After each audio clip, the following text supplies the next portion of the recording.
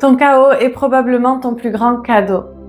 Je sais, ça peut paraître un peu difficile comme ça quand on traverse une épreuve compliquée de se dire « c'est génial ». Au contraire, on a tendance à se demander « pourquoi moi ?» On a tendance à lutter et à vouloir fuir. On croit que la souffrance est une punition, une malédiction, quelque chose qu'il faudrait éviter à tout prix. Mais je vais te dire quelque chose qu'on a tous du mal à comprendre. Ton chaos est ton plus grand levier pour ta vie. Je m'appelle Agatha et aujourd'hui je veux t'amener à voir les choses différemment. Parce que ce que tu vis peut-être en ce moment, ce qui te semble insurmontable, ce qui te fait mal, c'est aussi ce qui va pouvoir te faire évoluer. Mais avant de continuer, n'oublie pas de t'abonner, d'activer la cloche parce que je partage ici des vidéos de grande valeur que je suis sûre que tu ne voudras pas manquer.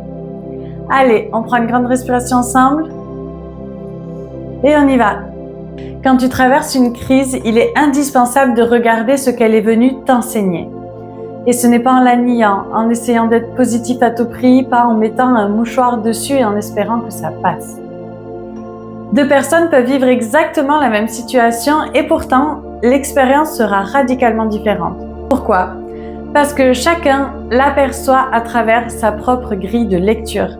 Ce n'est pas la réalité qui nous fait souffrir, mais l'histoire qu'on se raconte à son sujet.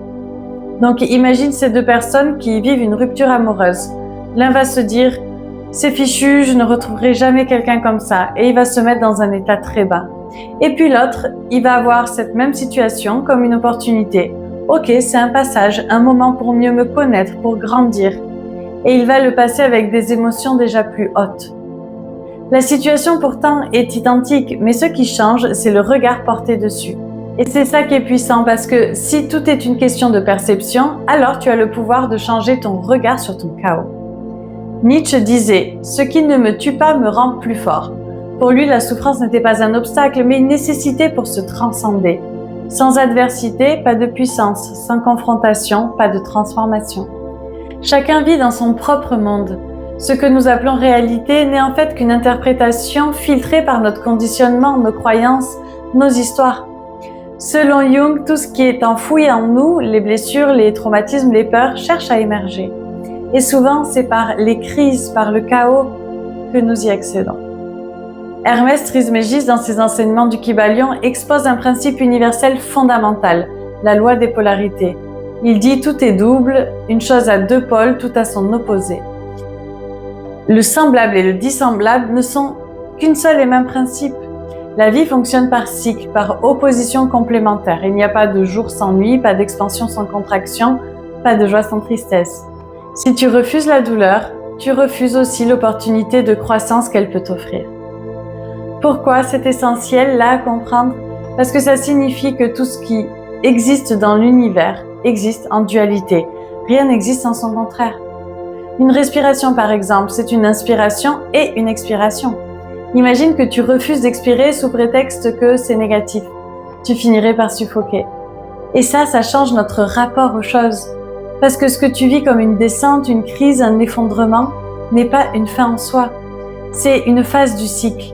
Tu ne peux pas être dans une montée infinie sans un moment de descente. Mais la grande erreur pour beaucoup, c'est d'essayer de s'accrocher au haut et de refuser le bas. Ta vie ne peut pas être un état constant positif.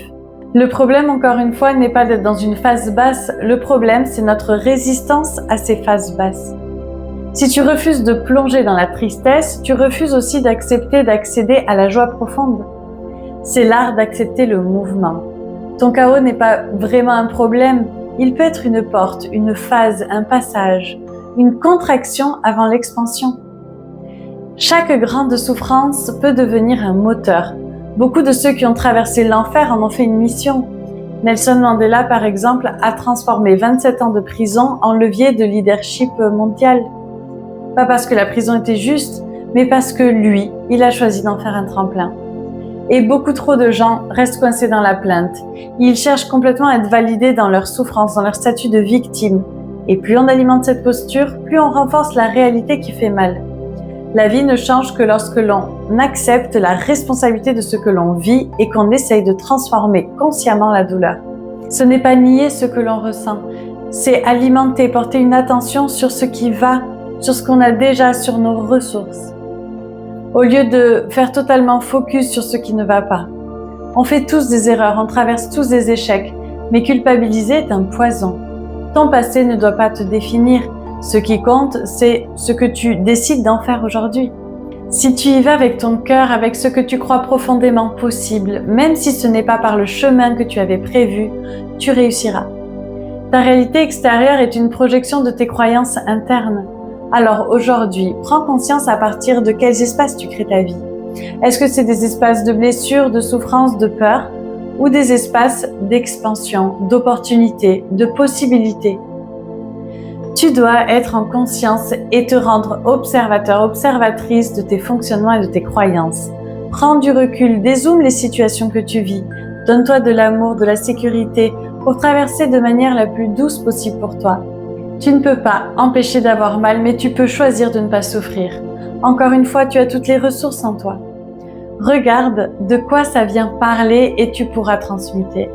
Plus tu mets de la distance avec la situation, moins elle peut avoir d'impact. Alors ne lutte pas. Et quand tu te sens prêt, prête, transforme. Ceux qui ont traversé les plus grandes épreuves et en ont fait quelque chose de puissant ont tous appliqué la même chose. Ils ont arrêté de voir le mur, ils en ont fait un passage. Et toi aujourd'hui, pose-toi cette question. Quelle difficulté là tu traverses en ce moment et comment tu peux la transformer? Et si tu ne sais toujours pas comment faire tout ce que je t'explique dans mes vidéos et que tu veux que ce soit moi qui t'accompagne dans ce processus de transformation, tu peux me contacter via mon mail que je laisse dans la description de la vidéo. J'ai déjà aidé des centaines de personnes grâce à mes accompagnements privés à se libérer de leur programmation et à transformer leur réalité. Si tu veux être le prochain, la prochaine, n'hésite pas à me contacter, mais uniquement si tu es profondément engagé dans ta réalisation personnelle. Alors, si cette vidéo t'a plu, partage-la. Laisse-moi savoir dans la section des commentaires toutes les notes que tu as prises et alors les partager avec les autres. Et comme je te le dis toujours, abonne-toi, active les notifications et la cloche pour ne manquer aucune de mes prochaines vidéos. Un immense merci. À bientôt.